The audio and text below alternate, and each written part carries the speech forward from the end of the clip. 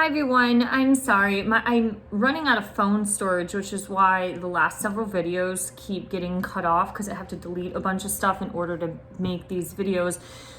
Basically finalizing some thoughts in regards to the radio episode that I heard about social parenting. Is the author was trying to promote or suggest that motherhood is one of the greatest gifts on this planet, and children are one of the greatest gifts given to us by God to continue, the lineage of good humans on this planet to do God's work in order for our souls to evolve and grow throughout time. But as you see the system starting to break people down, the lower rung, kind of more demonic energy, if you'd want to say that, has slowly demonized motherhood and has trashed women who've wanted to continue the sacredness of building a family and raising their own children, similar to what our ancestors did, by or in replace of a lot of,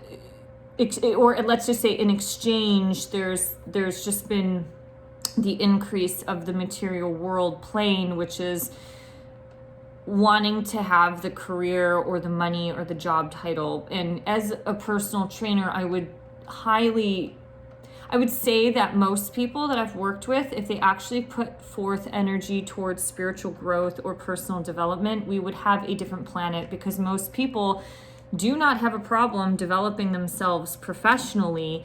And then when you really start to understand spirituality or spirit or sacredness on a deeper foundational level, you can see that everything in this material world is really the illusion. It's the Maya that the yogis talk about. The more involved that you have society influencing children, and the less attachment they have to the biological parents or these foundations or skills being taught from their biological parents, you can see the further breakdown of society, as well as these lacks or holes or wounds that occur in certain people. When you have the narcissistic mother or father, or the mother or father that's not there, you tend to develop the mother and father wounds, and it takes a lot of development and soul searching in order to not fall into the earthly plane pleasures, like drinking your emotions or just having rampant sex with a bunch of different people just to fulfill yourself. So social parenting is actually pretty scary. I would say, as somebody who's trained, I used to train a girl, and she was actually the byproduct of two people meeting while they were in a hippie commune. Both of these individuals were formerly married to somebody else, and they both had 3 children. All of that free love movement did not benefit any 6 of those kids. Her parents at the time were very liberal. They were free love hippies. And what happened was that their children grew up with absolutely no structure or foundation or direct parental love, because it was all based on community. So it was like you had 17 different parents. The girl ended up kind of becoming addicted to drugs and sleeping around for drugs. You had, she said the one son was addicted to drugs. And the other one, I think, was involved with issues with the law, like stealing and theft. So it was just really interesting, because when you hear these stories, you see that there are no borders and boundaries. There also was no technical sacredness, because everything was just a shared community. So now when you have the system and the government wanting to weasel their way into the family unit and encourage social parenting, not in terms of, you need to go to work and you need the daycare, although that does have the influence, but it's more of just what it's the dark side of community, let me put it that way. Community and individuality are 2 very strong energies of Aquarius and the age of Aquarius. So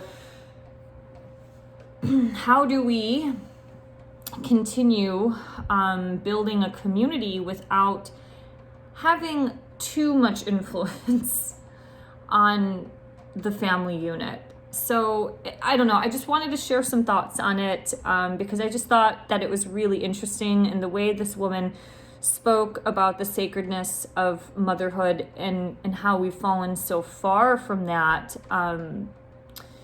You know, she was just saying, it goes along with the point of like, you're either in this world or you are of this world. And when you think about the career oriented person, they're a little bit more of this world.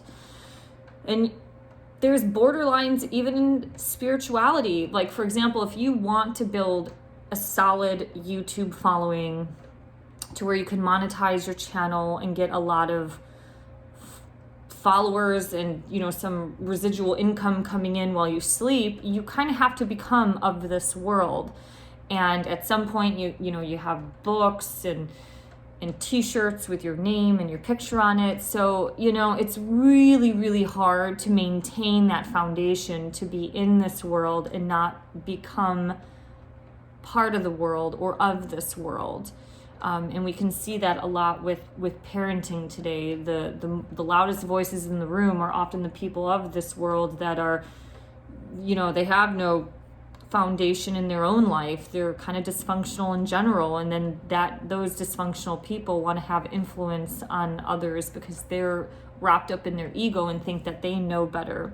So thank you for listening, liking, sharing, and subscribing. Sorry my videos fell out, but if you have any thoughts on social parenting, I would totally love to hear it. This is not necessarily about support groups. Like, everybody needs a parent support group and stuff like that, but it's getting to like the deeper levels of seeing like where we've been with our ancestral lineage and kind of where we're headed, which is less biological influence and more social influence on the way we raise children and have our family.